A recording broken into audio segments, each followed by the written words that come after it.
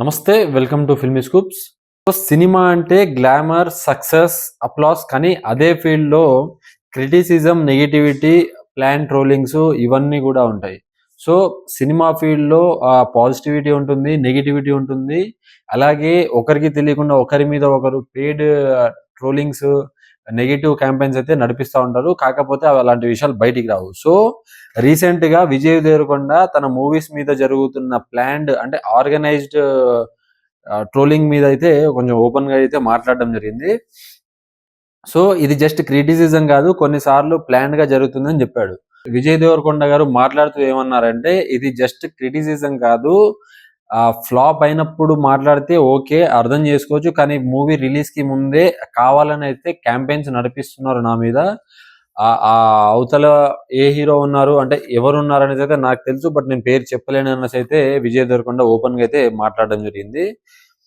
So Vijay Devarakonda journey ఎలా start అయిందంటే, ఒక సైడ్ క్యారెక్టర్ గా స్టార్ట్ అయ్యి అర్జున్ రెడ్డితో ఒకేసారి మన నేషనల్ వైడ్ గా అయితే వైరల్ అయ్యాడనమాట. సో అర్జున్ రెడ్డితో వచ్చిన క్రేజ్ ఓన్లీ తెలుగు స్టేట్స్ లోనే కాదు, ఆల్ ఓవర్ ఇండియాలో అయితే విజయ్ దేవరకొండ అంటూ తెలియని వాళ్ళు లేకుండా అయితే ఆ సినిమాతో అయితే సక్సెస్ వచ్చిందనమాట.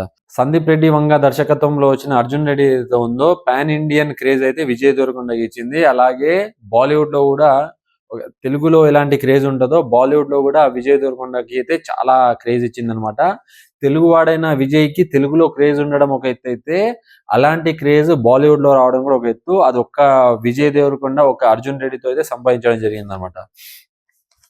సో టైర్ 2 హీరోస్ తెలుగులో ఉన్న చాలా మంది యంగ్ హీరోస్ లో స్క్రిప్ట్ సెలెక్షన్స్ లో బెస్ట్ ఎవరు ఉన్నారంటే అది నాని తర్వాత విజయ్ దేవరకొండనే. విజయ్ దేవరకొండ చూస్ చేసుకునే స్క్రిప్ట్స్ చాలా యునిక్ గా, చాలా సబ్జెక్ట్ ఉన్నవి, చాలా కంటెంట్ ఉన్నవి మాత్రమే చూస్ చేసుకుంటాడు. అందుకే అందరి హీరోస్ కంటే ముందుగా ఉంటాడు, అందరి హీరోస్ కంటే ఒక స్థానం, ఒక మెట్టు పైకే ఉంటాడు. తన మాటలు అయి ఉండొచ్చు, తన స్ట్రేట్ ఫార్వర్డ్నెస్ అయి ఉండొచ్చు, తను ఇచ్చే ఇంటర్వ్యూస్లలో, తను మాట్లాడే మాటల్లో, స్పీచెస్ లో అయితే ప్రతి దానికి ఫ్యాన్స్ ఉన్నారు. ఒక రకంగా చెప్పాలంటే ఒక కల్ట్ ఫ్యాన్ బేస్ అయితే తెలుగు స్టేట్స్ లో విజయ్ దేవరకొండ అయితే ఉందని చెప్పాలి.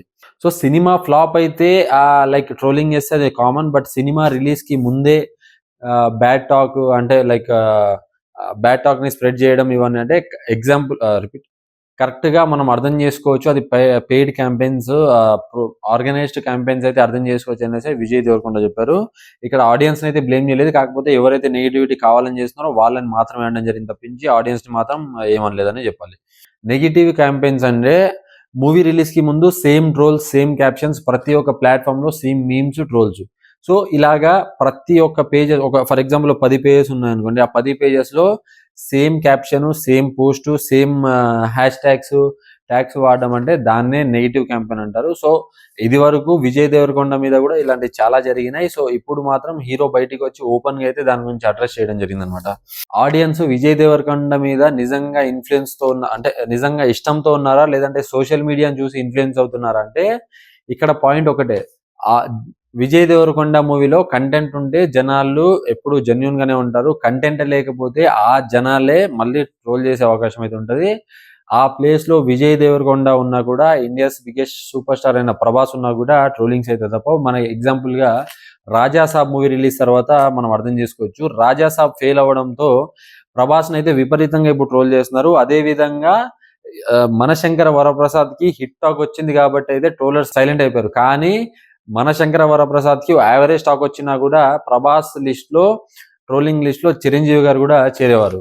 సో విజయ్ దేవరకొండ చెప్పింది కరెక్టే, కానీ విజయ్ దేవరకొండ అర్థం చేసుకోవాల్సింది ఏంటంటే ఆడియన్స్ టేస్ట్ మారింది. ఆడియన్స్ మంచి స్క్రిప్ట్ అయితే చూస్ చేసుకోవాలనేసి అయితే ఆడియన్స్ అనుకుంటారు తప్పించి రొటీన్ కాన్సెప్ట్ తీస్తే మాత్రం చూసే అవకాశం లేదనే చెప్పాలి. కానీ హీరో కూడా కంటెంట్ వీక్ ఉన్నప్పుడు హీరో కూడా తను చేసిన మిస్టేక్ ని యాక్సెప్ట్ చేసుకొని ముందు నెక్స్ట్ అయినా మంచి స్క్రిప్ట్ సెలెక్షన్ చేసుకుంటే బాగుంటది అనేసి అయితే చాలా మంది అంటున్నారు. సో మీరేమనుకుంటున్నారు? నిజంగానే విజయ్ దేవరకొండ మీద ఆర్గనైజ్డ్ క్యాంపెయిన్స్ నడుస్తున్నాయా, లేదంటే విజయ్ దేవరకొండ మూవీ ఫ్లాప్ అవడంతో జెన్యున్ గా ట్రోలర్స్ ఎవరైతే ఉన్నారో ట్రోల్ చేస్తున్నారా? మీ ఒపీనియన్ ఏంటో మీకు తెలిసితే కామెంట్ చేయండి. మన ఫిల్మీ స్కూప్స్ ని సబ్స్క్రైబ్ చేయండి. మన వీడియోస్ ఎప్పుడు చూస్తూ లైక్ అండ్ షేర్ చేయడం మర్చిపోకండి.